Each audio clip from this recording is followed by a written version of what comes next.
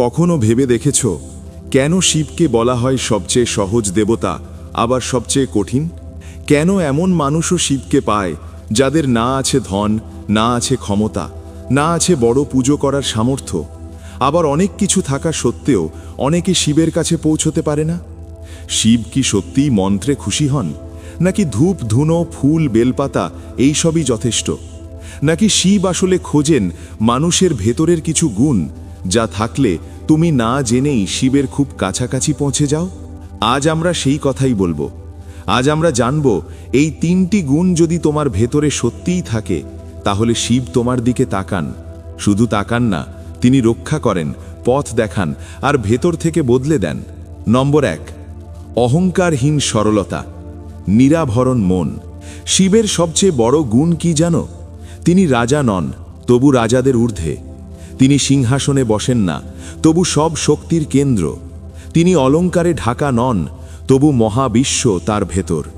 শিব ঢাকেন শ্মশানে, ভস্য মাখেন শরীরে, গলায় সাপ, মাথায় জটা, কোনো সাজ নেই, কোনো প্রদর্শন নেই।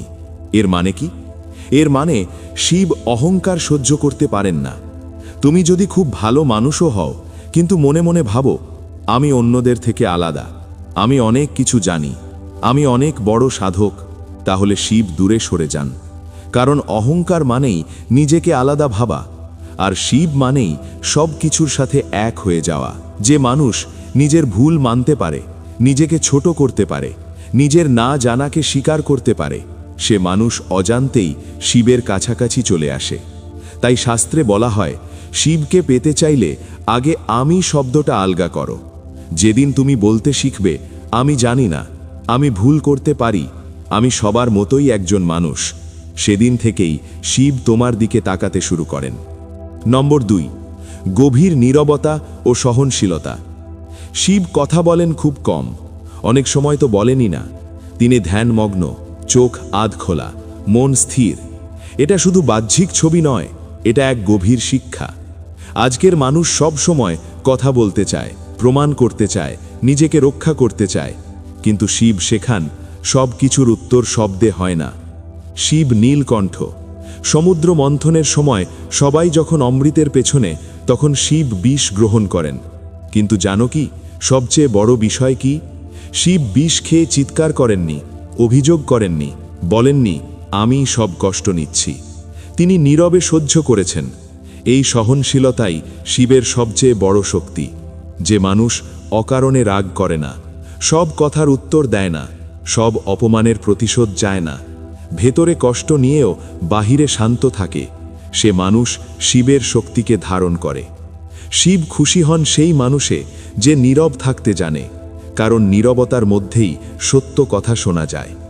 তুমি যদি জীবনে সব সময় উত্তেজিত থাকো, সব কিছুতে প্রতিক্রিয়া দাও, মন অস্থির থাকে, তাহলে শিবের শক্তি কাজ করতে পারে না।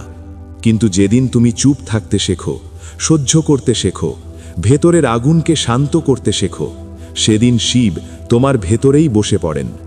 নম্বর 3, আসক্তিহীন ভালোবাসা ও ত্যাগ। শিব ভালোবাসেন পার্বতীকে, কিন্তু সেই ভালোবাসা আটকে রাখে না। তিনি পার্বতীকে নিজের মতো করে গড়েন না, তিনি শর্ত দেন না, তিনি দখল করেন না। আজকের ভালোবাসা কেমন? তুমি আমার মতো হও, তুমি আমার কথা শোনো, তুমি বদলাও। এটা ভালোবাসা নয়, এটা আসক্তি। শিবের ভালোবাসা আলাদা। তিনি ত্যাগ করতে জানেন, তিনি ছেড়ে দিতে জানেন, তাই তিনি সর্বস্ব হয়েও সম্পূর্ণ। যে মানুষ সব কিছুকে আঁকড়ে ধরে না, মানুষকে নিজের সম্পত্তি ভাবে না, ছাড়তে জানে, হার মানতে জানে, প্রয়োজনে একা থাকতে জানে, সে মানুষ শিবের পথে হাঁটে। শিব খুশি হন সেই মানুষে যে বলে থাকলে থাকুক, না থাকলে ছেড়ে দিই। কারণ আসক্তি মানেই ভয়, আর শিব মানেই ভয়হীনতা। শিবকে পেতে চাইলে কি করতে হবে?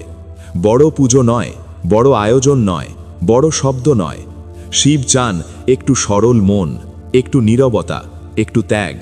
তুমি যদি প্রতিদিন নিজের অহংকার একটু কমাও, অপ্রয়োজনীয় রাগ চেপে যাও, সব কিছুকে আঁকড়ে ধরা বন্ধ করো, তাহলে বুঝবে তোমার জীবন ধীরে ধীরে বদলাচ্ছে। সমস্যা থাকলেও ভেতরে শান্তি থাকবে, কষ্ট থাকলেও মন ভাঙবে না। এটাই শিবের আশীর্বাদ। শিব কোনো দূরের দেবতা নন, তিনি পাহাড়ে বসে থাকা কোনো গল্প নন, তিনি তোমার নীরবতায়, সহজ শক্তিতে, ত্যাগে, সরলতায়। যেদিন তুমি নিজেকে হালকা করো সেদিনই শিব ভার নেন। তাই যদি সত্যিই শিবকে খুশি করতে চাও, ভেতরটা পরিষ্কার করো, চুপ থাকতে শেখো, আর ছেড়ে দিতে ভয় পেও না। কারণ শিব বাইরে নন, তিনি তোমার ভেতরেই।